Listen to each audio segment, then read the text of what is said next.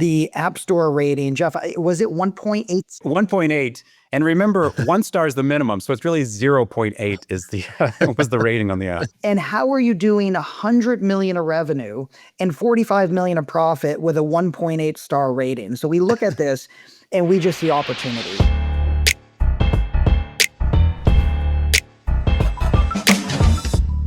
Basically, how we got here was Shaan and I were talking about Grindr, I think last month, and like how there was like this amazing story behind it. And we found out that you were the 2 guys who bought it and took it public and made it this home run. But Shaan is good friends with James Courier. Rick, I've had a bunch of run-ins with you early on in my career, and then same with you, Jeff. And we were like, we got to get these guys on because you guys have been a little bit behind the scenes. You don't talk that much. You're just kind of quietly behind the scenes, but you've had some major successes.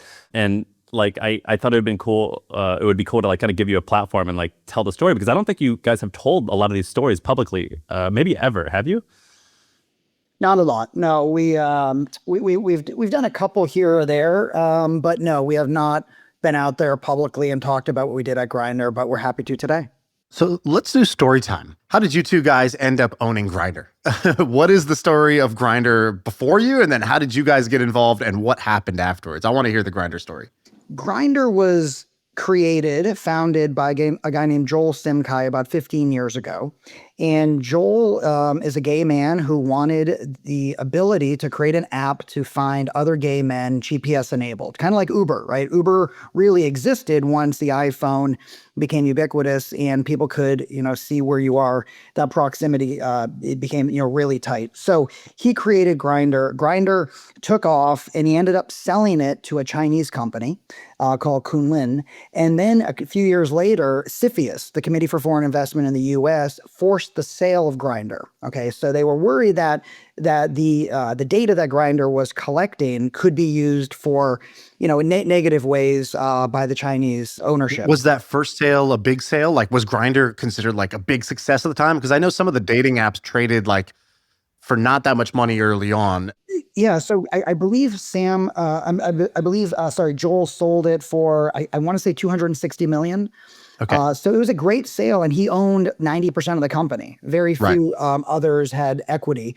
So he did very, very well. And then CFIUS forced this sale, right? Well, so was it true? What was the Chinese using it? What was that mean? Like I think I read like the accusation was that they were like straight men. They were blackmailing straight men who are on Grindr. I think it's hypothetically true that if you have the servers located in China and you're the Chinese government and you wanted to watch, it's sort of like if you know the answer to the question, you can use Grindr backwards. So if you know that you have users in the White House who are gay and using the app, well, then you can figure out who those users are and you can track where they are and you can say, oh, the president's about to leave the White House because people on his forward team who happen to use the app are using it and they're doing it. With the Ukraine war, we heard that soldiers on both sides were using the app to meet each other sort of between battles. And, people have talked about Olympians being outed in the village. And so work was done at Grindr to help avoid these sort of extreme cases. And so Gotcha. I think there is possibility for abuse. And there are certainly people who are closeted or not well discussed in politics, in the military, and in high positions who, hypothetically, if the Chinese government wanted to, and they had access to the information, they could exploit that information and potentially use it to blackmail, our politicians. Okay, so that's like a real, that sounds very reasonable, why a sale was forced. So when they force a sale, what does that mean? Like there's an auction one day? How does that play They give out? the company 1 year. You have 1 year to sell to a U.S. ownership group. Gotcha. And if you do not, the government will take control of the business. And in the year, the CFIUS group, it's partly comprised of U.S. intelligence and U.S. Elected officials and administrators like Congress people. And so that board steps in the company. They sort of place the digital steps in process and administrative steps in process to watch during the 1 year and mandate the sale. So yeah, it is a mandated sale. Did you just learn about that in the news? Or like, is there like because you guys weren't like, I mean, this was like this deal was like a pretty like level up deal for y'all, right? Is that where you bought it, or you bought it after that? There's somebody else bought it, then you bought it? No, we bought it because, again, CFIUS was forcing the sale. They had a certain timeline to sell the company. And there was, all the typical buyers that you'd think about. There was always someone super conservative on the investment committee that was like, I can't be associated with gay sex. I can't do this deal. We looked at raising money from some folks in the Middle East. They could not be associated with gay sex, gay dating. So it really took a lot of the typical buyers out of the process. And we were lucky enough to partner with another PE firm and actually buy the company. It came down to 3 buyers in the end that put in, legitimate bids, and we were lucky enough to partner with the other PE firm and buy it. Let me just, what Rick was talking about. There's this weird thing where companies that had helped Tinder go through all of its systems, they were fine working with Tinder. But when it came to Grindr, they were like, oh, we don't want to touch that one. And Right. I didn't understand, I think, the extent of the sort of latent homophobia that had at the time infected the whole process. And we really benefit from that sort of homophobic behavior because you have this incredible company. It's growing like crazy. It's incredibly profitable. The users love the product. Like, it checks every box of what you would love in private equity and you love as a product person. And so the more we studied the company and the product, we're like, this thing is just an amazing business. It's an amazing product. Joel really hit on something that sort of met the market's needs. It was dominant in its market position. And the people that are looking to buy it at this point, it had gone through lots of sale processes.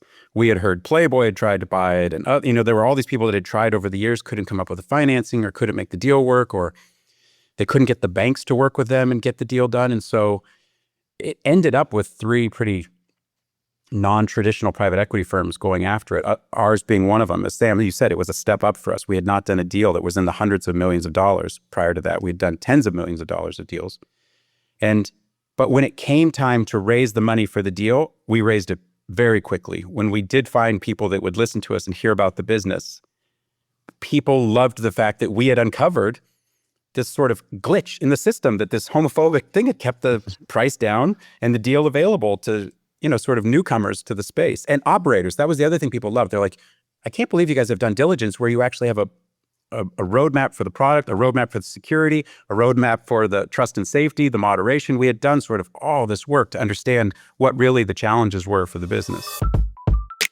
Hey, let's take a quick break for a message from our sponsor, HubSpot, who's making this episode possible. Listen, if you're trying to build something big, and I'm talking about $100 million or a $1 billion company, one of the most important things is to focus on the market. Where is the opportunity? You are like a surfer on a surfboard, and you're trying to find the biggest, best wave possible for you to go on. Well, HubSpot has put together a cheat sheet that is studying and sort of reverse engineering what's working today. So they're looking at the top performing industries that you could be looking at, the funding routes that work the best, and the growth strategies that the fastest growing companies are using. So if you want a one-pager, that is a cheat sheet on the big company playbook. You can get it right now. Just either scan this QR code that you see on the screen or click the link in the description below. All right, back to the show. So roughly, what'd you guys buy it for? And what do you think it would have been had it not, like, let's just say it was a straight dating app. Like, what do you think the same business, if same metrics, same everything else, how much of a kind of discount or premium do you think it ended up at? Rick, I think 50% off at least, right? The deal was for 600 million, 650 or something. Yeah, well, I mean, okay, so on a multiple basis, we weren't really that far off of market. So we bought it for about 600 million. It was doing less than 50 million, about 45 million of EBITDA when we bought the company. So, call that kind of 12, 13x EBITDA. And the market was probably trading at more like 20, the public companies. So, but there's a private company discount. So we bought it for under market for sure. But it was really just the lack of competition in the process that allowed us to get that discount. This is such an interesting story. We learned so much in this process, like that there was the other pieces to it, which was normally I would say that private equity firms don't want to touch a deal, or investors that have more than sort of one problem. And Grindr did have a bunch of problems. It had a very public problem with privacy and data, at least perceived problem, because they were being sued for selling users' HIV data by governments in Europe and in the US. They had this issue with the Chinese ownership, which was a thorny issue, and having CFIUS involved. And this was one of the only cases ever where CFIUS had actually retroactively unwound a deal. CFIUS had denied deals with foreign buyers, but they had never, what they're trying to do with TikTok today, over the years. Is TikTok would be the second one after Grindr.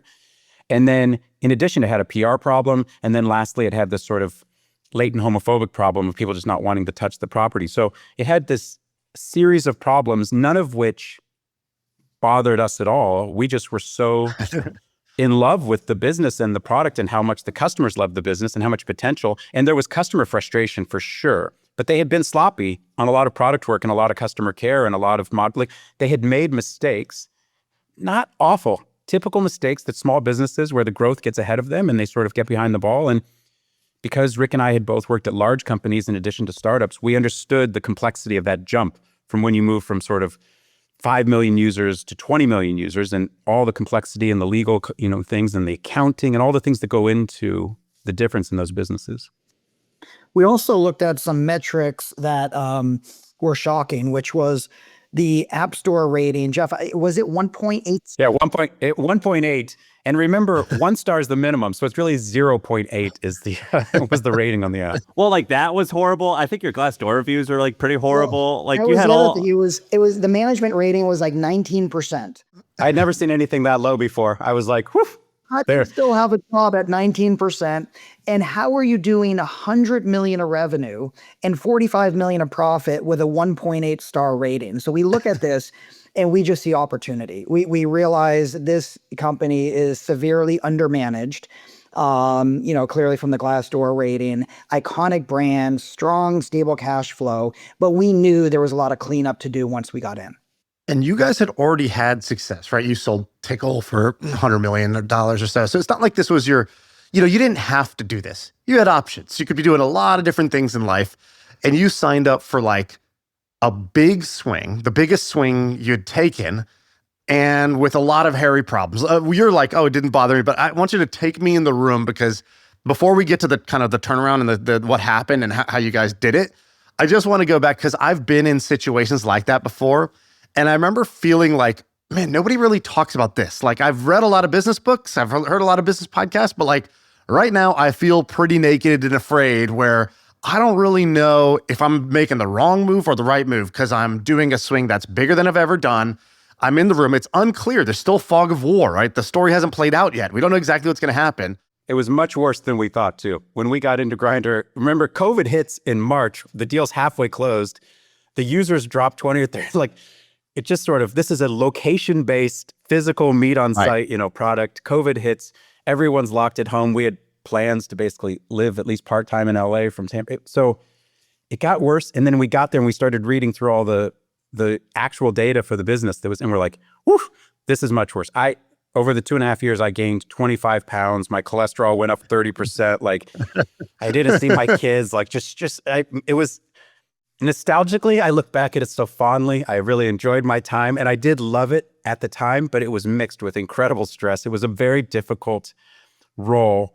But I think for Rick and for me, what we had learned in the 20 years prior was perfectly what the company needed at that moment. Like what felt so good was it was exactly the skill set we had built to that moment is exactly what that company needed at that time. And so that match felt amazing.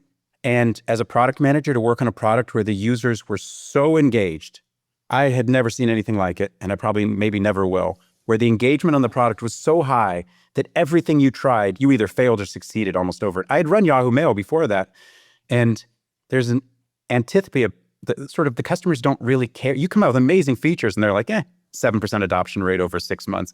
At Grindr, we would come out with a feature that was like, okay, 27% adoption in the beta where we hid the feature behind something in 2 hours. I'd be like, oh my God, right. This product is incredible. I mean, it's incredible. It was so, as a product manager, it was the most rewarding work I had done. But was there any doubt when you were thinking about buying it? Like now you say like, well, it was a perfect skill match for us and all did this. You guys go for some long walk or there was a dinner one night where you were like, are we really going to do this? No, like, did you have one of those soul-searching conversations? That muscle. The doubt muscle, like I think it comes from, I tell people as an entrepreneur, after you've done 4 or 5 startups, and Rick and I both have 4 or 5 startups in our background, and technically we've probably each done like 9, but we don't even count the 4 that didn't get sort of far enough along. But I have lost my super happy gene where I feel incredibly happy when things go well. And I've also lost my super distressed gene when things are going badly and the stress is high. So I feel the stress. You can see that physical toll it took on my body over those 2.5 years, but I don't recognize it in the moment. You said this, you said in the document, you said, so this is Jeff writing, you said, for me, I've become distrustful of times that feel too good, and equally, I am skeptical of moments that feel too low. So today, I'm simply more emotionally level than I was in my 20s, in part because I don't trust highs or lows. And that has helped me focus and persist when others might quit or get sidetracked. Yeah. Yeah, I think that it's probably true for both of us, Rick. Rick feels a little bit better. He'll sometimes like shake me. We're at the NYSE and Grindr's going public, and he's like, dude, we did it. We're taking company public. And I was like, yeah, no, I just can't. I just don't. I know I'm supposed to tap into this incredible joy. I remember the first time I wondered what it would be like when I got a wire for more than $100,000. I got a wire for like $700,000 when Google bought one of my companies. And it was the first wire. And I thought that will change everything. Like everything about how I feel will change when that wire hits. And so I look, the wire hits, and I feel the same exact. I'm like, it was like relief combined with resignation, just like, I want to ask some details about the deal. So you said you raised $600 million. I'm curious, is buying a company for 1 million, 10 million, 100 million, and $1 billion, is that at all similar? Like are each amounts similar? Is one harder or one easier? And of that 600 million, how much of it was y'all's money? Yeah, I can take that. So the deal structure, the 600, there was about 200 of equity that went in. And, some of that was our personal money, but most of it was outside money that we raised. There was 200 million of debt. So Fortress was our debt provider. And then there was another 200 million that was due, basically an earnout upon the exit, right? So really with Grindr, only 200 million of equity went into the deal.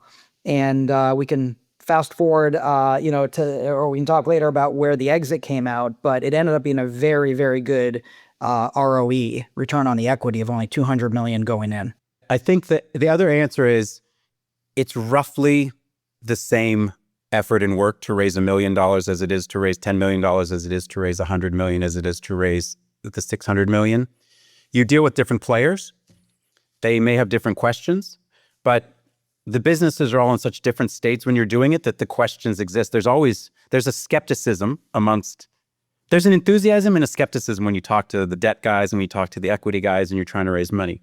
With Grindr, the difficulty was simply most of the traditional channels were closed. And so we were dealing with alternative debt, maybe slightly more expensive debt. We were dealing with alternative equity. So we were dealing with family offices. Instead of going directly with, and we were dealing with alternative banks and lawyers and things like that, people who didn't mind working on the deal. And when you raise that money, so do you guys, as the kind of GP operator types, do you end up owning 20% of the company or 50% or 80% because you've raised, certain amount of equity, certain amount of debt? Like what do you target? What do you try to land at in a deal like that? Well, we worked with another PE firm. So the way it ended up being structured is that they brought in a lot of the equity. We had the debt that we had brought in from Fortress. They brought in a lot of the equity. And then, so we had, we had our piece of that. But then really, because we ran the company, Jeff and I had a slug of equity related to our roles as CEO for Jeff and COO for me. But in general, for an equity deal, I think if a private equity deal, you have carry, so you have sort of back end options, and you might have, you would traditionally have a fund. We don't do a fund, we do SPVs for individual deals. But yeah, we would want to try to, depending on how much of the money we put into ourselves, you're structuring these deals in order to get 20% equity amongst the partners of the private equity firm that you'll split. You'll do deals where you're ending up 10%, but you have investors, they're going to take on a big slug. Debt is, which you don't use in startups, what you do use in private equity is this incredible multiplier. So even though the debt's expensive, it is so cheap compared to equity. Right. And so it is not that different to buy a company than it is to buy a house or an apartment building. The sort of math works out the same. You're using leverage, you're using cash. Oftentimes you're doing cash up front and debt that you plan on in a year once the business has been cleaned up a little bit to just restructure it right away. So there is more financial work being done. The role of your financial partners in those deals, we have an amazing lawyer, advisor, tax lawyer who structures deals in ways that's like artistic and Right. just to make the deal work, because we have to say like, okay, we have to do this so that this investor can bring money in this way, but we have to price it this way for this investor, so it's just, and we have this layer of debt, but this debt, we don't want to hold on to it for more than a year because it's expensive. So we have another debt provider, but there's all these rules. So you do spend way more time in a private equity deal on the finance, and it explains why some of private equity, or a majority of private equity, is driven by financially minded people that maybe don't know businesses well at all. Right. Yeah, and Shaan, to answer on the economics of the deal, from a high level at least, we took Grindr public, and we'll talk about how we got there, but we took it public for $2 billion on the New York Stock Exchange 2.5 years after we bought the company. And as I mentioned, as part of the deal structure, that earnout, the first $200 million went back to the original owner, or the owner that we bought it from. So that leaves you 1.8 with $200 million of equity going in, because the debt just stayed on the business. So we basically created a 9x return on that 200 million, right? So that's about 1.6 billion of value created, when you subtract out the original capital. So about 1.6. And, typically you'd have a 20% carry on that. That's amazing. And what's the, was there any, obviously you did a lot of cleanup, you did a lot of best practices, you executed a product roadmap and you marched down that way. So we don't have to go into all those details, but I'm just curious, was there any like aha moment, key insight, fun strategic moment that happened that like actually helped you build that value? Well, there were some things that surprised us. When we first got in there, we knew we were going to have to do a lot of cleanup, but we knew that the talent was going to be an issue, but we didn't know how bad it was. So culturally, unfortunately, the Chinese they had ruled by fear. It was this black box. Nobody knew what was going on. There's 5 people that had equity and really had any kind of vision and knowledge of what was going on. So then we looked at the engineering team, and Jeff can speak to this more than me. And we realized they weren't that good. They were not committed to the company, and definitely were not committed to the community that we served. And we ended up having to fire about 70% of the staff, mostly the engineering team. We didn't expect it to go that deep. But when we got in there and we realized how bad it was, how badly the tech stack had decayed, we realized at that point that we needed to do a kind of a 3-part serial process. The first part was reset the talent. The second was fix the tech stack. And the third is where it got to be fun. And that's where Jeff really shines, which is rebuild the product and start to drive revenue. Was a large percentage of your staff gay? Of those that we kept on, a very high percentage. Was it weird? Because there's like obviously cultural things going on here of like 2 non-gay guys are now buying Grindr, and then it'd be like me owning Ebony magazine. Like there's a clear I don't know, could I trust this guy? He's not part of the community? There was that. I would say this was the biggest. We sort of smile about it, but I learned so much. I went in trying my best to understand the user's needs, and you're lucky to work in a product where the customers are giving you this constant feedback. So I'd already talked to hundreds of customers during the diligence process. We had read through thousands and thousands of customer care issues. I had been on Reddit forums going through every single post about the company, and users were, I would copy and paste into this document saying like, what's this issue? And I want to find out what this is. Why is this happening? And then we get there and we had, many of the employees that were left over from Joel's original team had incredible knowledge, but they didn't have incredible scale. They had not scaled before. So they didn't know when you do this and you're moderating, we had customers in 193 countries. So when you're doing this moderation and you're doing these things in multiple languages and you're doing these things where you're being, I had this at Yahoo, so I just knew what to do when you have users in 190 countries. I just kind of knew what to do when you pass these issues. And so I was able to bring on engineers with me from Yahoo that knew scale right away. And I think the best hire we did was we had the head of global privacy and safety from Yahoo who happened to be a gay man who had retired from Yahoo, and I'd known him. He'd been there for 18 years. And I called him and I said, I need you to help me on this company. And he goes, what's the company? And I said, Grindr. He's like, I'm coming out of retirement. I'm going to help you. I'm going to do something for the community myself. He just said, I'll do it for the community. We were being sued at that point by 13 attorney generals in the US over privacy and data leakage, something the company had not done, but everyone believed the company had done. And it was funny. Something the company did that actually saved like 10,000 plus lives a year was being sued for this feature, which is, what's your HIV status? So, and it's listed on your profile, and that's certainly an important thing to know before you meet someone. So he said, I'll do this. He got on the very first call with the 13 attorney generals, and they said, Shane, is that you? And he's like, yeah, it's me. I now work at Grindr. And they said, you work at Grindr? Because he'd met them all and knew them all from when he was at Yahoo. We constantly dealt with all sorts of issues at Yahoo, and I'd learned about all these. I dealt with the CIA, the NSA, the FBI, and every possible law agency when I was working at Yahoo, when I ran mail. And essentially 12 of the 13 attorney generals basically said, we're good. Like, Shane's there. It's run by professionals. We understand. So simply the upgrade of talent almost started to resolve problems right away. It caused tension inside the company because the same straight guys that came in were putting in people. They're like, oh, they're just putting in their lackeys everywhere. By the time Rick and I left, 70% of the hires in the company were minority hires, basically. We were hiring people from the LGBTQ community, or we were hiring people that were in the DEI, which is not something people like to talk about anymore. But we had the most amazing ability to recruit. And it was a superpower for the business because we were able to pull talent from incredible places because they believed in the mission of the company. And so we actually used the mission of the business and the impact it was having. I don't think people understand the extent to which Grindr makes a difference in the gay community or the LGBTQ community globally.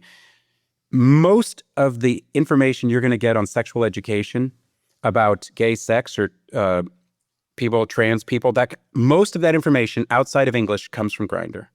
So 57 languages is how many languages Grindr takes its safety and anal sex information and publishes it in 57 languages. And when you need to know about trans healthcare and you need to find a doctor who will give you vaccines and you're a trans person and you're in India, well, that database is funded and built by Grindr.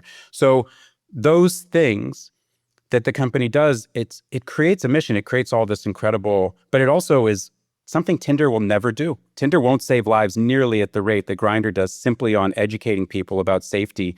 And you can imagine if you're a closeted trans or a closeted gay guy growing up and you've not been able to talk to your family and you've not been able to talk to your community about something that's going on in your life, well, being able to find community on Grindr and being able to find that information in a very uncensored way was valuable. What I think is cool about you guys is that you're OG Silicon Valley, true and true, right? Like the big kind of tech, Web 1.0, 2.0, you guys were there, you were in it. Even your near misses were basically correct, whether it was like iDrive before Dropbox or, Rick, you were doing Branch Out, which was kind of like LinkedIn, and you were so close to like, the big exit and the big kind of reward of getting that thesis right. But then you guys have like switched and you play your own game. You're not just a venture firm, who's like only focused on, venture-backed startups. Like you went into private equity, which is so different than like probably most of your friends in Silicon Valley. Why, I guess, like, can you just talk a little bit about that? And specifically, like, if there's other people who are kind of similar, right? I put myself in this bucket. I thought I was a smart guy. I was working hard, but I was playing a game in Silicon Valley where it's feast or famine. It's like either I'm going to make $1 billion, or I'm going to make pretty much zero. I'm going to grind super hard. And really, I'm just like, I'm running around with a bottle trying to catch lightning is how I felt. And then as soon as I switched to these like more bootstrap businesses or private equity where I was buying just chunks of businesses that were already working and just growing them, I was like, oh my God, this is so much easier. What was I doing before? And why was I so brainwashed by the movies and the TechCrunch and the Twitter and like what the VCs thought were cool? Like, I really should have played my own game a little earlier. I guess, can you talk to that, maybe that person or, how you think about this? Yeah, Rick, don't you think one of the most common questions we get from our friends is, can you tell me more about what you guys are doing? Because secretly, I think I'd like to do that too. Now, the way you guys describe it, it certainly sounds easier than starting a company. Like, I don't know if whenever somebody comes and says, I want to be an entrepreneur, I'm like, good God, why? Like, you clearly have never done one before, because all it does is just cause stress and gray hair, and, you don't see your family. And so being an entrepreneur is so hard, and I love it, but I fear it. So, because I think the thing that's most scary about being an entrepreneur is the lack of control on the time. You don't know how long the company will take to get from initiation to success. And it could take 12 years, 15 years. It's not it's going to take 100 hours a week. I'm not scared so much of the 100 hours a week. I enjoy, even though I'm quite the man of leisure nowadays, but I enjoy the work. I don't fear the work. I just don't love the inability to control what my next decade will be like. And so with private equity, you get a little bit of the not quite sure, but the time frames definitely come way down. We don't go into a deal that's going to take 10 years with private equity. The math just doesn't work. Yeah, and right out there is, I think most of our friend group for Jeff and I are either venture capitalists or operators, entrepreneurs, right? So as we look at, having a foot in kind of both of those, where Jeff and I have both done over 50 angel investments, and and I've got 13 unicorns out of that, so it's definitely worked. But the reality is, I also met with 1,000 companies to find the 50 that I really liked, and then some of those worked out. But as we look at our friends in venture capital, it's so crowded. They're all chasing the same AI deals at inflated valuations. And it's such a long process to make any money at it as well. I mean, some of these funds can take 10, 12 years before the partners are making a lot of money. Once they start stacking funds, that's great and all. But, when you're 50, do you really want to go start a venture fund that's highly competitive? So that didn't make sense. And as Jeff said, starting companies, which we've both done 5, it's just so hard, right? You've got to go raise money. You got the cold start problem. How do you get the flywheel going? It's just really hard. And then private equity is a little bit of both, right? Where we are like, okay, we can take kind of the best of, we know how to run these companies, but we also know how to invest and really try to, multiply that money. So we found this in between. And for us, we're not looking to go raise a big private equity fund. We really just do SPVs. We find deals that we like, that we think that we can add value, and you don't have the long timeline. So that was a good place for us. And if somebody's not going to go buy a $600 million company like Grindr, but there's other kind of mid-size ways to play this game, right? To go get a win. And again, unlike a startup, you're not playing the product market fit risk game, where most of the time you're just building something that there's no market appetite for. It doesn't matter how hard you work or how well that product works. If there was no market need for it, you lose. Yeah, I think we could segment private equity a little bit for you. But not even like, I don't want the kind of industry top down. I'm more like, if I'm a guy, what would I be looking up? Who would I be calling, and what kind of deal would I be trying to do? What business would you not go try to buy, and what business would you try to buy? A few ways you can source. So one is you use your own network. There's lots of businesses out there that are profitable, and for whatever reason, they oftentimes the founders or the owners either want to retire, or they want to finally cash out of their business, or they're exhausted, or the co-founders want to break apart a little bit or something. So there's that. It could be, we talk to our venture capitalist friends and say, in your portfolio, you must have companies that are successful, but not venture businesses anymore. They're not going to go public. They're not going to break out. They're growing at 10 or 20% a year right now. All of them have it. And some of these brands are like amazing brands. And so Grindr's a home run because it's a dominant market player, healthy business, profitable, et cetera. Usually these are like, it's not such and such, it's the second or third player in that space. And they have challenges. They're having trouble recruiting talent, at the same level they were earlier. This AI thing's going to be tough, so there's some challenges coming to the business, but the founder's motivated. I think he'll work with you, or she'll work with you, or the founding team. We generally are looking for deals where the founding team wants to stick around, or at least part of them. When we did Jib Jab, Greg left, but his CFO became the CEO, and he's an amazing operator. And so we don't want to have to take over the whole business. We're looking to partner with the existing team that's there. And then we hope we can, the other thing that's nice about an SPV is, Shaan, you might know a couple businesses and you might say, I kind of get these businesses a little bit. I know some friends that really get them.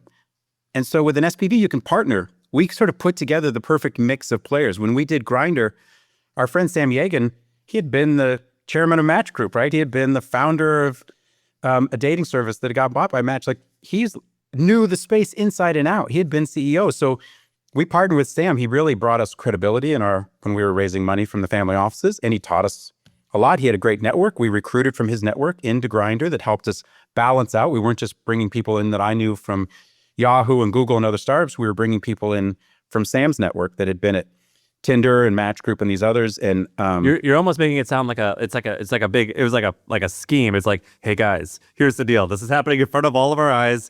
China has to sell this. Let's get all of our homies. Let's throw in a little bit of cash and let's do this thing. And like, no one else wants it. Let's do it. Like, you make it sound like it was a party. We were on a call yesterday to talk about a deal. I called them about a deal that had come across my plate, and I go, don't you think if we put X and Y on this deal, they're like, they know this space so well, they'll be able to evaluate the tech and really help us put together an amazing product plan. The first 3 or 4 key hires are going to really set the tone for this business if we can acquire it. And so we benefit from the size of our network, from meeting all these entrepreneurs over the years, and particular entrepreneurs that have had successful outcomes. They have amazing networks. They often are waiting for something to do that's like a big fun challenge. So we're always trying to figure out, like, who's that one operator that we know that needs the chance to become CEO or to be president, or who's that person that can give us the unique insight to this industry that can help us connect the dots. The other strategy, Shaan, is to take small companies and bundle them up together and make them big. I think when you're looking for deals, though, most of the companies you'll find that will come to your plate when you're looking to do PE deals are not profitable, or they're not profitable enough to make the economics of private equity really work well. And it can be really disappointing. The other thing is the entrepreneur has been told over the years, my competitor 3 years ago, when we were all growing at 60% a year, sold for blank X multiple on growth. And I'm like, I know private equities, we give them our equation for private. We can give them a spreadsheet. Here's how we're going to price you. It's this times this times this. They're like, I know, but this SaaS business did. We're like, oh yeah. SaaS businesses are multiples on revenue. Consumer businesses are multiples on EBITDA. And they're like, what? And I'm like, I don't do the math. This is just how the math works out. And so private equity in general doesn't like consumer because it's often advertising revenue or it has other issues that they don't understand. So there are these little sort of mistakes or glitches in how private equity works, especially in the small and medium size, sometimes all the way up to the big ones, that allow us to do deals. But even then, remember Rick said he talked to 1,000 companies to invest in 50, so like a 1 in 20 hit rate. Private equity is the same. You're going to look initially at 20-something deals, then you're going to look hard at 5 deals. And then I would say the close rate on a private equity deal, if it's a good deal and it's worth doing, you're going to close only 1 in 3 of them. So they are spread. The hardest part about private equity without a fund is that, unlike being a venture angel investor, where, Rick and I could easily do 10 investments a year as angel investors. We get enough flow. We meet enough great teams. We can go out and find them. And VCs will reach out to us and say, can you help us on this deal? You know the space. Can you invest in it? And, advise the CEO. So I think those deals come at pretty high quantity. On private equity, they're smaller. You do have to a lot more work to find the businesses to sell. Not always the founding team or the investors don't always know they need to sell or they want to sell. So you have to kind of talk them through it. So it's a different set of skills. It's longer between deals. And we say no.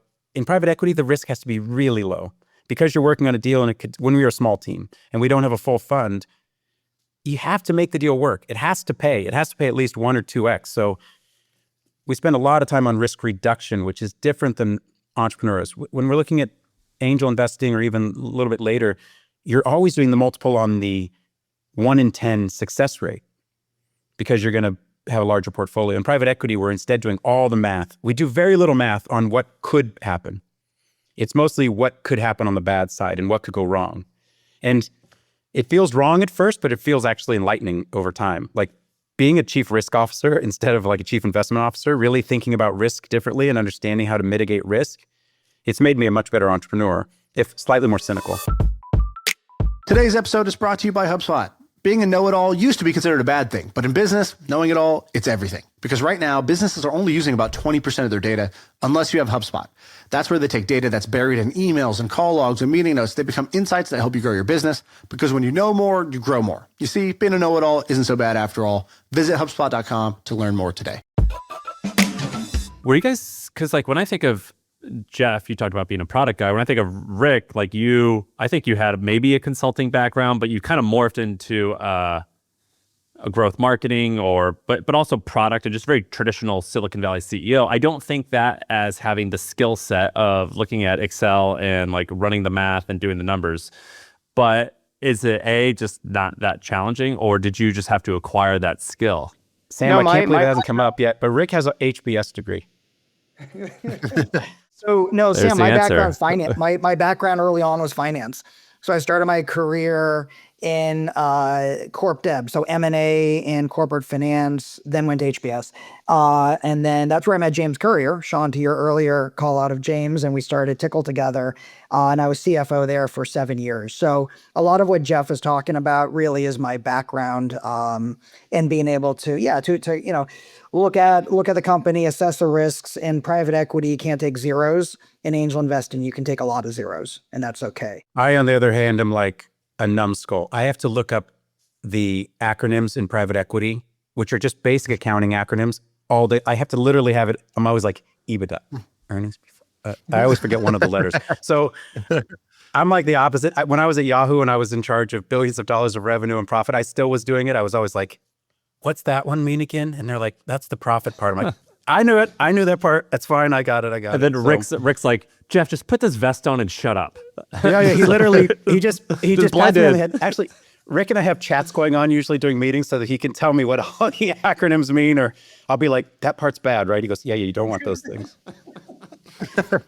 Shaan, but earlier to your question, I have a thesis that's kind of barbelled, which is in the private equity deals, I think Jib Jab is interesting and Grindr is interesting for different reasons. On Jib Jab, we talked about, we had to come in quickly. The company was doing about 5 million of EBITDA, and we bought it for 20 million. So 4 times EBITDA, which is a low multiple, but Greg needed to sell it quickly, and that's where we came out. And we were able to put 15 million of debt on that. So really, we only put 5 million of equity in. So let's just use kind of round numbers. If you had 5 partners and you each put in $1 million, if you had the ability to put $1 million in, you own 20% of the business, right? And with Jib Jab, it was throwing off so much cash that we paid down the debt in about 3 years. And then we did a refi where we recapped the company and borrowed another 15 million, and then ended up buying out kind of half the investors with that. And we've already repaid all of that. And now we're just cash flowing the business. So my point there is that if you had a chunk of money, $1 million, you could go and buy one of these companies for, get 20%. Now with Grindr, that same check that we put in to Jib Jab does not get you much of a $600 million business, but we talked about the carry of 20% on, more than 1.5 billion of value created is a very big number.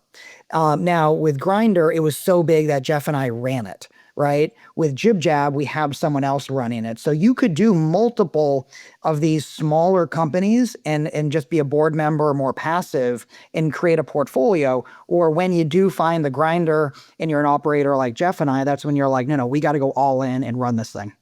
And you could do a blend, right? You could centralize business operations and marketing and customer care and those things and buy a bunch of different businesses, more like IAC, right? You could do the private equity IAC model, and we have friends that's their focus. They're like, I want to buy these.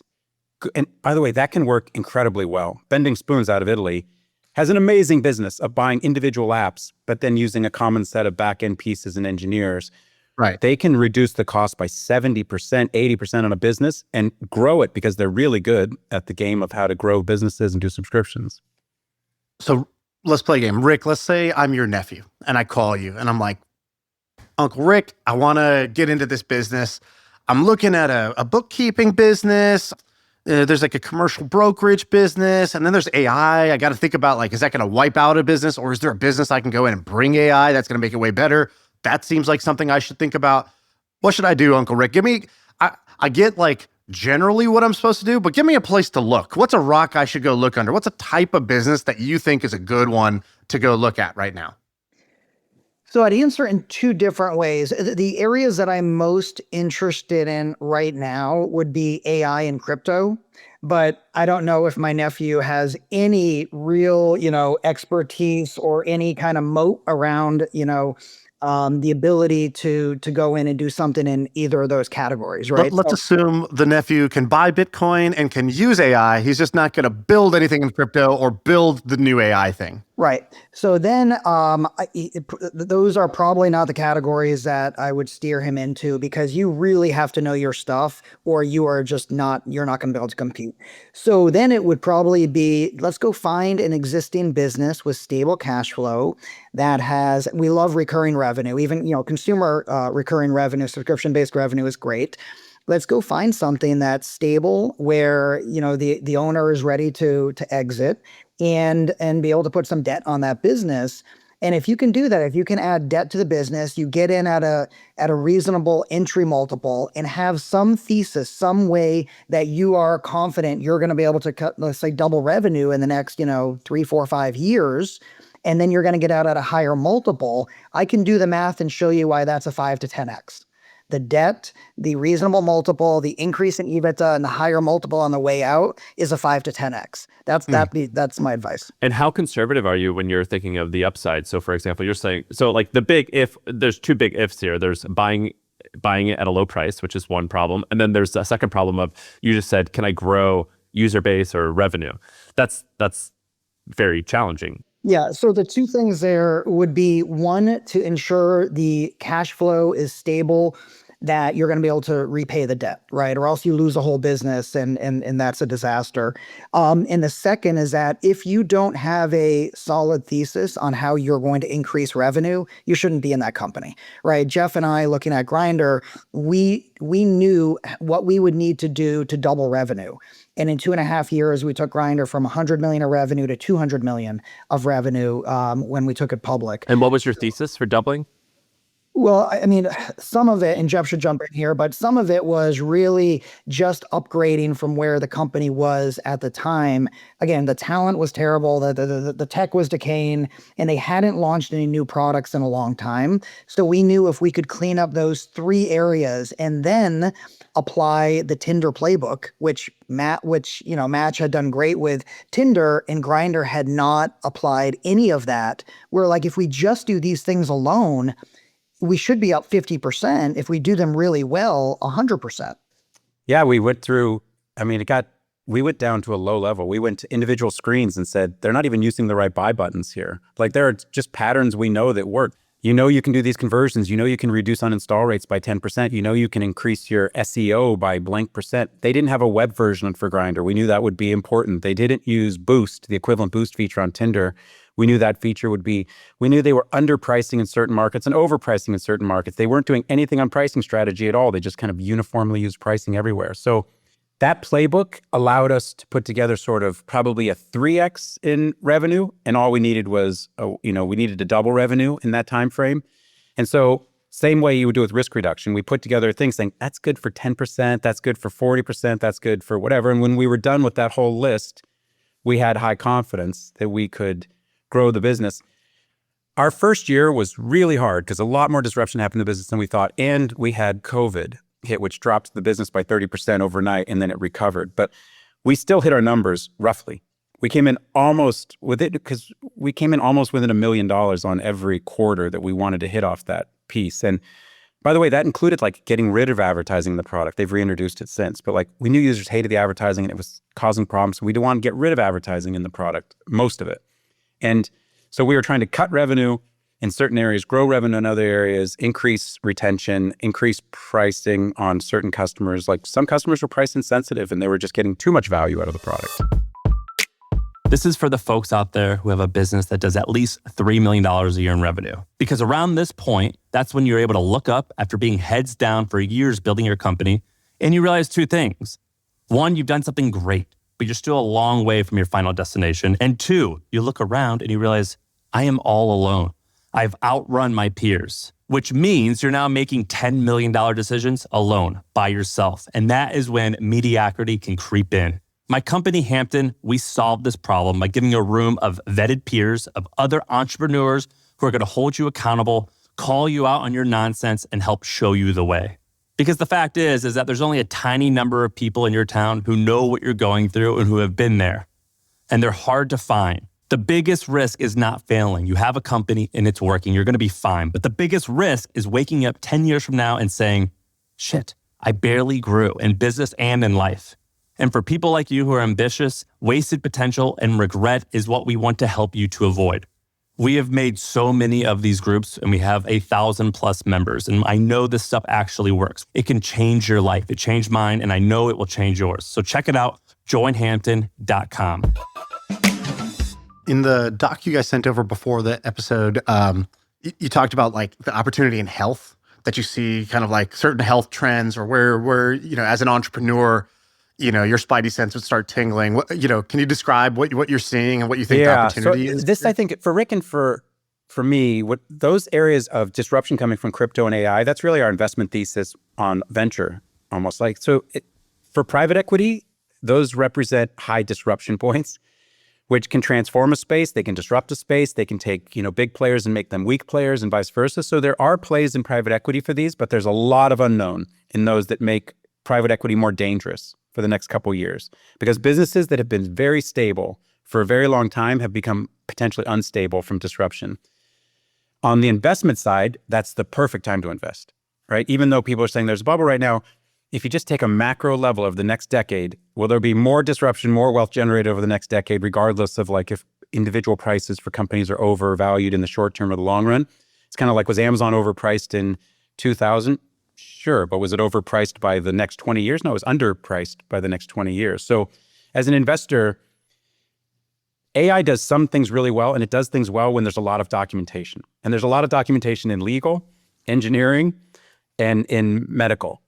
And so those spaces are high value, tons of money being spent in those spaces, and there's high need. The consumers desperately need better results from medical. They desperately need better results, on engineering. Engineering costs are incredibly high for building high quality software and safe software that can't be hacked and all those other things.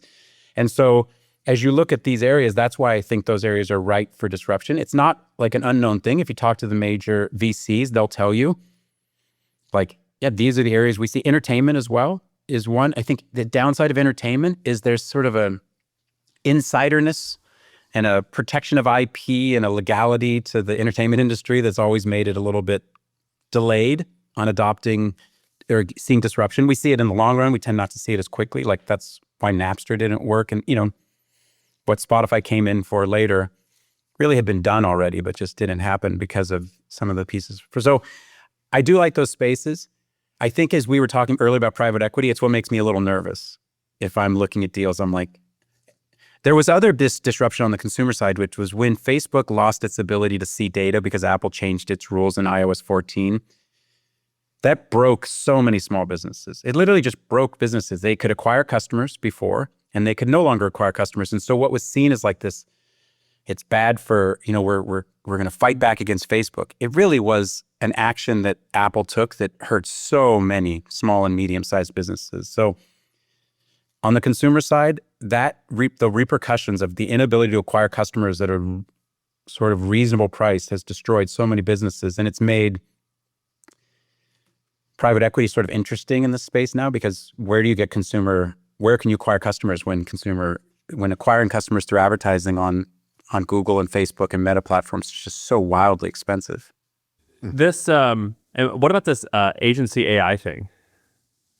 I've been working with a number of entrepreneurs. We were trying to figure out how to do some businesses that involved AI.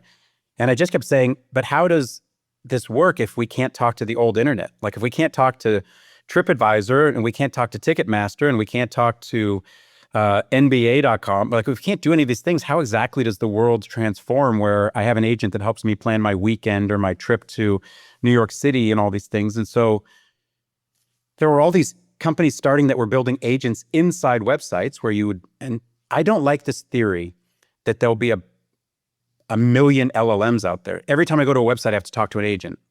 And it's just sort of replacing clicking on buttons with talking to an agent. I assume that the world will instead end up with a smaller number of agents that act on behalf of consumers going out and doing work. That changes fundamentally the internet. It just means that if you have a website today that sells tickets or bicycles or whatever it is, it won't be so much the customers type in specialized.com or trek.com or whatever the bicycle company is and then go there and do it that traditional way. They'll talk to an agent. They'll say, hey, I need a bike. I want a mountain bike. I'm doing all these things. I want you to do an evaluation of these things. And it says, okay, I picked these 4 bikes. And you say, that one looks good. Can I get a good deal on that? It says, great, I'll go do it. There is no way for the world to do that connecting right now, where it's like, take the old world of commerce and connect it with this new world of agents. And so you need a layer in there. They are building things like Mariner and Operator from OpenAI and Google that are attempting to surf the web on behalf of consumers and click buttons. It is not efficient. And Mariner and Operator are the first ones to tell you it's not efficient. So what agency is AIGENCY.ai. It's just the glue between the two. So what happens is when like an open AI agent comes to a website, like a travel website or a luggage website, right now it will surf every page looking for the request of the consumer. It can take like 10 minutes.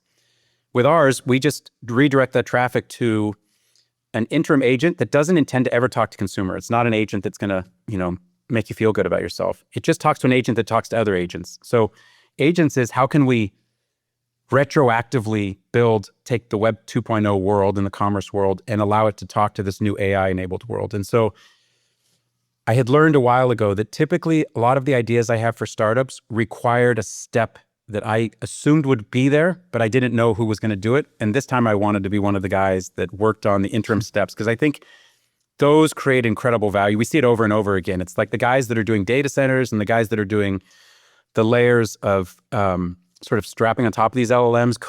You guys talked to the founder of Replit for the AI coding. It's really sitting on top of LLM engines. And so a lot of the value is being created in this middleware stage that's necessary to sort of put these two pieces together. And so that's what agency is. It's an attempt to take these old businesses that could experience incredible disruption and help them understand what's happening with the AI world and just transform their current business. Everyone's not going to be able to hire AI engineers. It's just not possible, right? You're not going to be able to do it. There's just so few. And so you need this system that sort of it glues the two together. So that's agency. It's so that's someone was Shaan and I had Tim Ferriss on the other day, and we were talking about I watched hobbies, through that in prep. Yeah, I was watching through it. Yeah, dude, the top comment was like, "Oh, 3 Silicon Valley rich guys just discovered hobbies." They were making fun of us for like talking about something so obvious. And it's sort of funny because you guys are Web 1.0 like OGs. Like Rick, branch out when I was just getting going, and that was like the North Star of like, this guy's got 35 million users in like a year. And you were, in my mind, were kind of the poster child for like, raise a lot of money, go big, and buy a lottery ticket, and hopefully it pays off. But now, what you're doing now doesn't seem like a lottery ticket at all. It seems like you've like reduced risk as much as possible. If you were 25 now, Rick, do you think that you would have gone the bootstrapping, running a cash flow business? Or are you happy with the results of what you did with kind of buying lottery tickets? I don't think that Jeff and I would have been necessarily good at PE at 25. I think Grindr worked because we could apply 25 years of experience to it.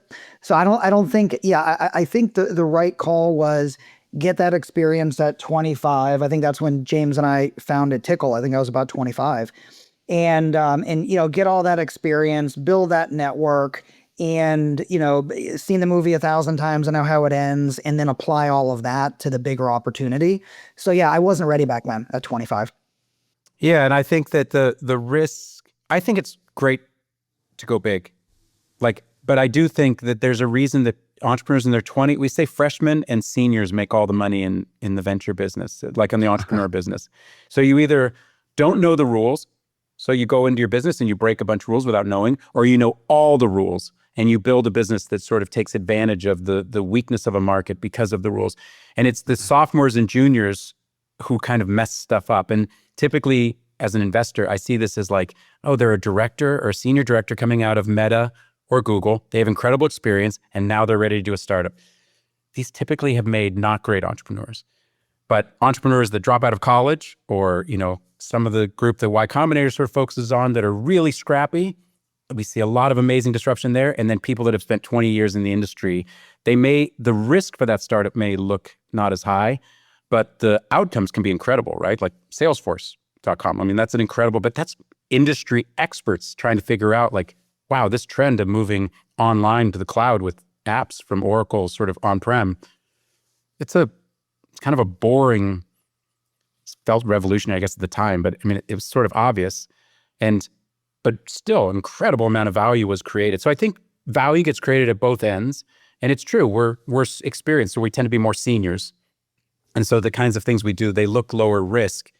And it's more sort of wiring together pieces of the world that need to be wired together. But it can create a tremendous amount of value. There's still a huge amount of disruption in there. When I was young, doing my very first startup in online storage, people used to just tell me, no one will store anything online. I just remember thinking like, it's before the word cloud was invented. The word sideload, we invented that during the thing. Like we just didn't have the vocabulary to talk about storing stuff in the cloud. But so I love the disruption on both sides. As an angel, I like to find the guys in the men and women in their 20s that are finding big disruptive ideas. And I would love to invest in those, but also my network gives me access to incredibly experienced entrepreneurs that know this market just needs this piece to disrupt it, and I can put that piece in place.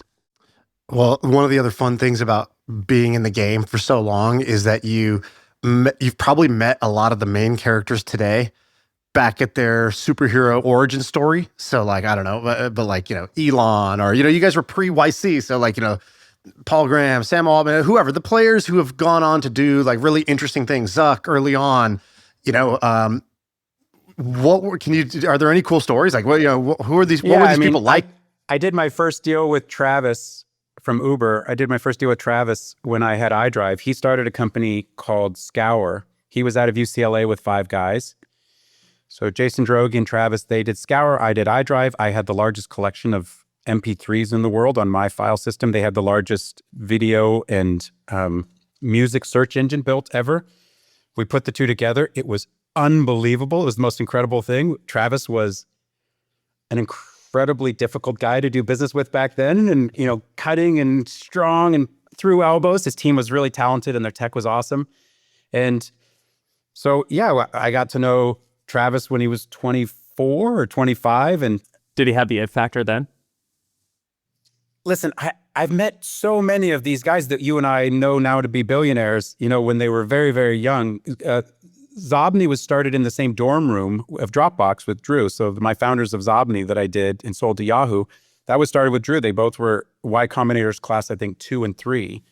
And Jack Dorsey, I knew him when it was Odeo and spent time with him, and Twitter was failing. And I was trying to buy it for $19 million at Yahoo. So we've met all these people. They are roughly the same people. Some of them have become personas and characters that are sort of surreal. But then when you spend time with them, they're the same, but when I read about them online, I'm like, oh, I sometimes aspire. I'm like, I always tell my kids, if I become a billionaire, make sure I am incredibly interesting, because the role of billionaires in the 1920s was to entertain society through eccentric contributions and naming universities after themselves and doing it, but not for destroying the government and doing all those other things. So, you're supposed to entertain and keep people happy and add social good by building things that will survive generations, whether it's universities or parks or, things like that. But so, yeah, I admire my friends that have had this success, but I'll tell you the difference between my most intelligent or most talented friends are not my richest friends. And the correlation between success and talent is not nearly the overlap you would think. We rewrite the story, the origin stories of so many of these companies. I talked with Brian when he was getting Airbnb started. So one of the VCs called and said, I'm trying to invest in this startup called Airbnb. And I spoke with Brian and we talked through like what he would look for in his first investor and why I liked this investor, and hearing from him. He's like interesting guy and he had interesting things to say. And I loved Airbnb. I was one of the very first Airbnb hosts, but I didn't hang up the phone and go, holy shit, that guy has it. No, I hung up and said, guy's a little bit hard to talk to on the phone. Yeah. Like I just, and nothing against it. But I loved Airbnb as a business, but I didn't think that is the guy. But I hear VCs talk about this all the time. They're like, when I met with this entrepreneur, I knew. And I'm like, Jack Dorsey is incredibly thoughtful, but not incredibly well liked when he was young. Not by his co-founders, not by his investors, but he turned out to be an incredible entrepreneur, you know, to do Square and to do it's incredible, an incredible entrepreneur, but was not, I didn't walk away from my meetings with Ev and Jack and Biz and those guys and say, Jack's the guy. I just was like, Jack's a curious fella, smart and fun to talk to, but curious. And like, I do accept what Paul Graham says, which is, and I think others have said this, people who accomplish things in startups historically have a trail of accomplishments. So they were amongst the best at things they did. Now, the things they had a chance to do along the way might have been a lemonade stand. But you'll see this thing, like people will point, for me, I sold raffle tickets for my school for something we were raising money for. I didn't beat the other kids at the school in selling raffle tickets by like 7%. I beat them by 700%. Like I destroyed every record ever done in selling raffle tickets for my school. I remember when the principal goes, and $777 of sale. You know, the person ahead of me was like 64 sales of tickets and I sold like 700 and something. And they're just like, I don't know. And so you tend to see this record of accomplishment in all the things they did. Now, some of the things they may have done early on in life, they might have come out of a small town that they didn't have opportunities to do big things. So the best example of this, I would say, is like if you read, Paul Graham wrote a blog post or an essay on his thing a long time ago about like, you know, the 5 founders who kind of stood out to him. And it was like, you know, whatever. It was like Larry and Sergey, Bill Gates. It was like the people who had already done it. And he's like, number 5, Sam Altman. And it's like this guy who had done Looped, I think sold for like $40 million or something. Not like nowhere near the accomplishments of Bill Gates, Larry, Sergey. And he says like, you know, I remember when we first met him, I thought to myself, I realized like, oh, this is what it would have been like to meet Bill Gates at 18. And he called it. This was like 10 years before Sam Altman became a household name. And so it's very interesting to me when people, you know, sort of have it. What is it? And I think as an investor, you want to be able to recognize it as often as you can. I think that's a very profitable skill as an investor.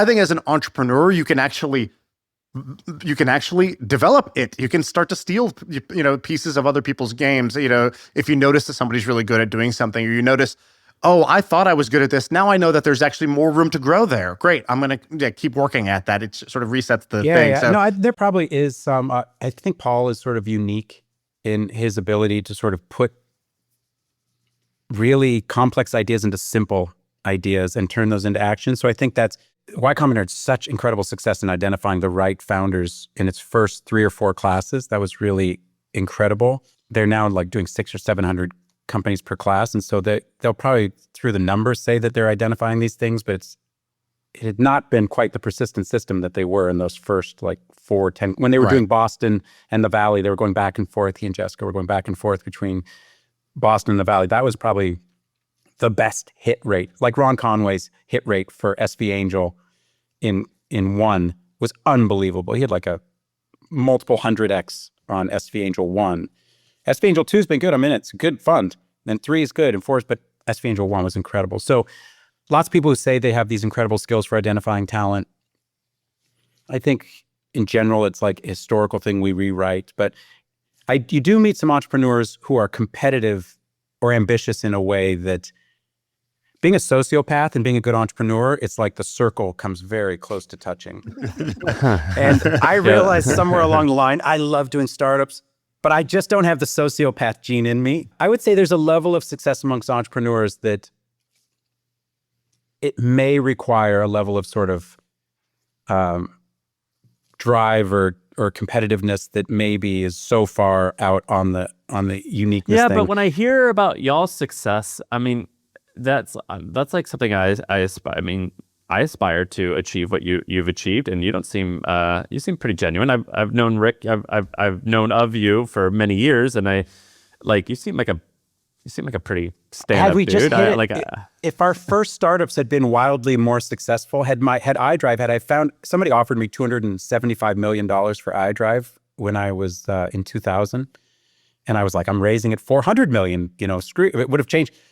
I would be a different person. I would be the most annoying person you've ever dealt with today because I would have built wealth early in my career. My first sample would have been my first startup was a huge success. And I would have told myself, there was something I was told by a very smart VC that I worked with. And he said, the smartest people in the Valley are probably right 30% of the time. And the normal smart people in the Valley are right about 10% of the time. The sample size for the 30% right is that they're right so much more than the smart people around them that they're basically 100% right. They're wrong 70% of the time, but their sample in their own brain is, I'm right 100% of the time relative to my friends, because we all sort of discount our failures enough that we see only, the small selection of failure and successes. So I think that's the problem with this concept, which is smart people are probably still right 10% of the time with their ideas and their work and their effort. If luck corresponds with that talent, and you get enough shots at it, like Rick and I think if you want to be an entrepreneur and be successful, do it, commit yourself to 20 years. Be an entrepreneur for 20 years, do 4 or 5 startups, because the amount of luck that has to overlap from externalities and internal things that have to cross over to have that success, when it happens on their first startup, we typically ascribe that to genius. We say like, that's genius. And so probably half of those are true. Half of those, like the people are really uniquely talented. The other half, just the luck they had for when the wheel stopped and when they got their number was on their very first one. And that success multiplied many times because raising money was easier and access to talent became easier. The number of things you learn in the process of building a big company are, you learn a ton. And so you're getting your learnings earlier. So there is just something to, had the dot-com burst happened 3 months later, I would have sold my company for hundreds of millions of dollars and things would have been different, and maybe I would have had more success today in terms of what people perceive.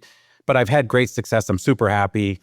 I love what I do. I get a chance to work on hard problems. But I think about this a lot. You guys actually have the career that I don't see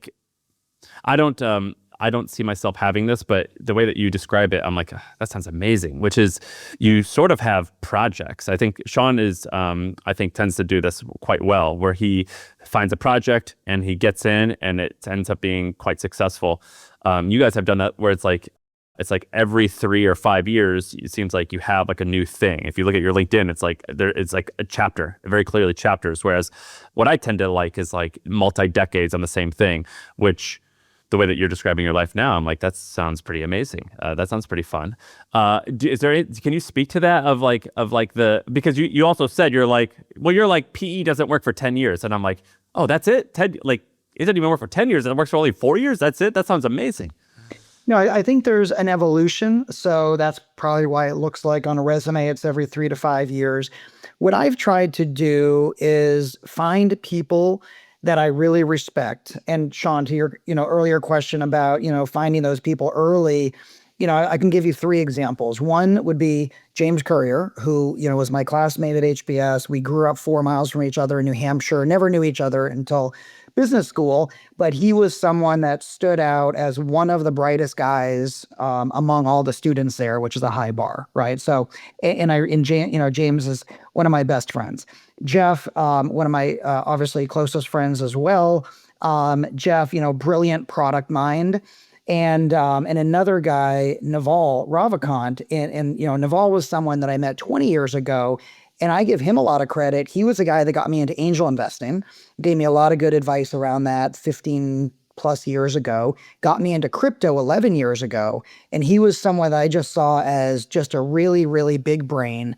And all 3 of those guys, I love hanging out with. They're all good people. And I've done things in my career with all 3 that have been really meaningful, right? So for me, and then I need to add value, right? So with Jeff and James in particular, both high level, big vision guys, and need an operator to make sure the execution gets done. And that's where I've been able to add my value to find these guys that I want to spend my time with, that I have a ton of respect for.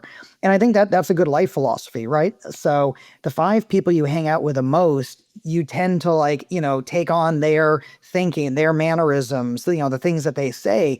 So really, think hard about who do I want to spend my time with. And for me, I've been blessed to find, several people like Jeff and James in particular to run companies with, and be blessed that I can bring something. What was pre-Guru Naval like? Like, when he was like guru in the making. It is funny now to see how he's blown up. And it's actually funny. I'll go back to Naval, but there's a woman, Mel Robbins, who now is a huge podcaster. Yeah. She worked for us. She was our head of marketing at Tickle. No way, really? And James and I founded Tickle in this crappy basement level office in Cambridge, Mass. She was our head of marketing. And my wife was listening to her podcast the other day and I recognized the voice. I was like, is that Mel Robbins? She's like, yeah, she's huge. I'm like, Mel was our director of marketing in 1999. I had no idea that she blew up. So it's awesome to see that success for her. Would you have predicted that? No. I mean, she had a big personality and everything, but who would, that she's gotten so big, no. But she's awesome. She's amazing. We had crazy team early days at Tickle. But Naval has continued. I mean, Naval was always really cerebral, incredibly smart. One of the smartest guys in Silicon Valley, and that's a very high bar. But he's definitely gone more the guru thing, and I still see Naval all the time, and I have a ton of respect for him. And he's definitely gone more the philosophy and really, really become this guru. It's awesome to see. But he was someone that early days inspired me for those two areas, angel investing and crypto, that continue to be a important part of my career. What was the light bulb moment for you with crypto? And then I guess did anything change over time? Yeah, with crypto, I remember early days, Bitcoin, was trading under $1,000. And I said to Naval, so how big does this get? And I said, what's the price of Bitcoin? He said, $1 million. And I said, $1 million? It's only at 800. And I said, when? And he said, before we die. And I was like, well, hang on, is it before we die? And he's like, I don't know when, but it will be $1 million before we die. And I should have bought more. I bought some, should have bought more. So I love the way he can look out decades and be right. Dude, that's awesome. Did he give you a why? Did he tell you what the thesis? Did it click for you right away? Because I remember it took me 7 smart people telling me about Bitcoin before my dumb ass could figure out all right, this maybe is worth doing. And really, even then, it's not even because I actually understood what they were saying. I was just like, okay, that's too many smart people saying that this is a thing for me to just not participate. And by the way, it's happening right now. If $1 million is true, then that means that it is still true that we are foolish for not being, all in or whatever it is. Yeah, but at some point I started to wrap my head around oh, okay, I understand why this makes sense now. My friend literally sent me a PDF he had written, a 5-page thing where he was like, if Warren Buffett, if I use Warren Buffett's own investment framework to look at Bitcoin, here's the case. And I read that, and that was the day it clicked for me. Yeah, no, I think Naval saw that early. I think he saw the disruption and being able to move money, very much what stablecoins are doing now, but he saw that early days in Bitcoin as both a store of value and a transfer of value. And I think he was probably also looking at, non-inflationary, right? You've got a fixed supply and the ability for anyone to be able to buy Bitcoin no matter where you are in the world. So I think there were a lot of things that he saw early days before most. Were you part of James's crew of one currency to rule them all when James was brainstorming this? James, yeah, we talked about it a lot. Obviously, it never went anywhere, but yeah, I was part of those discussions. Any of these things are just so hard to get off the ground, and Bitcoin is that one incredibly unique technical challenge that was solved and changed the world. Right. Shaan, I wrote this presentation for Yahoo in 2006, and it was about what I called the emotional adoption curve and how angry customers was the biggest predictor of disruption for these embedded spaces. And that instead, entrepreneurs tend to focus on making customers, delighting customers, making customers happy. And I said, we really should focus more on pain and frustration and anger. It's the negative emotions that drive behavior changes, not the positive emotions. And so at the end, I said, if this is true, what are the industries most likely to be disrupted? The internet is a form of democratization that gives consumers power to overthrow the chains that hold them back and make them upset. And I literally said, finance and money, it's a weird thing. It's controlled, it's opaque, they can't understand it, they don't understand what's going on. The next one was healthcare, especially in the US, just disruption has to happen here. The customer is getting such a raw deal. It's so bad for the consumer. They're so angry and it has so much power over them. This disruption must come. entertainment. I was like, it's confusing to consumers. They have to pay these cable bills and they don't understand. Like, this is just going to drive them crazy. This was before voice over IP had taken over. So I'd written about telephony was like one was coming. Finance, I included like credit cards and all the other things that consumer were feeling. But did you walk pain. the walk when Bitcoin, when you first heard about Bitcoin? No, yes and no. And I have a good story on how I screwed up on the Bitcoin one. But the last one, by the way, was the government. Is that the customers have anxiety and they have frustration with government and government services and things like that. And I'm not a libertarian, but I can see still that there's angst and anxiety and frustration. And so social networks add sort of gas to that fire. Now, it's not always good. Just because the consumer's angry doesn't mean that we end up with like a delightful solution at the end. It can be a worse solution, but the abuse of control at the top, and typically monopolies or oligarchy type businesses or industries, causes angry customers, and those are the most ripe for disruption. They're often hard to disrupt, but the power of the internet was, and what James recognized many people with currency was, what the internet has done for in the most easy to disrupt industries will eventually happen. When you network voices together and they can multiply, that will eventually lead to disruption in these bigger, harder to crack spaces. And so we're seeing now, the internet's been around now for 25 years, and all the manifestations of it, and all those things that come together, it's slowly ticking away and sort of disrupting these industries that we thought couldn't be disrupted. And currencies and governments are closely tied together. But no, I obviously didn't totally see it because I bought crypto over the years, but I always buy things I can't afford to inspire myself to work harder. And I bought a Porsche at one point that I couldn't afford, and I went to sell it. And the guy offered, this was like 2008 or something, and he offered me Bitcoin at like, I don't know, it's well under $1,000. It was like, I don't even know, $100 or something. He's offering me Bitcoin. He's like, can I just pay you in Bitcoin? And I was like, nah, you should pay me in cash. I got to pay the bills still. But, had I taken the Bitcoin for that, it was like the $372 million Porsche. I did the math at one point of what that Porsche would be worth today if I had just taken the Bitcoin in it. So, dude, you guys are awesome. It's fun to talk to you because you're I think you're like one generation above us, but a lot of like attributes that we both admire, which is you've been in the game you've been very, very consistent, but you also seem to be having a lot of fun. You've done like some serious stuff, but you've taken it almost in a weird, lighthearted way that I appreciate. It seems like fun is a part of the conversation, and I really respect the hell out of that. You gotta find the right people to do this with, because it's hard, right? Whether it's PE, venture, or starting a company, find people that you respect and that you really want to spend those hours with. Jeff is clearly one of those people for me. Jeff keeps me laughing all day.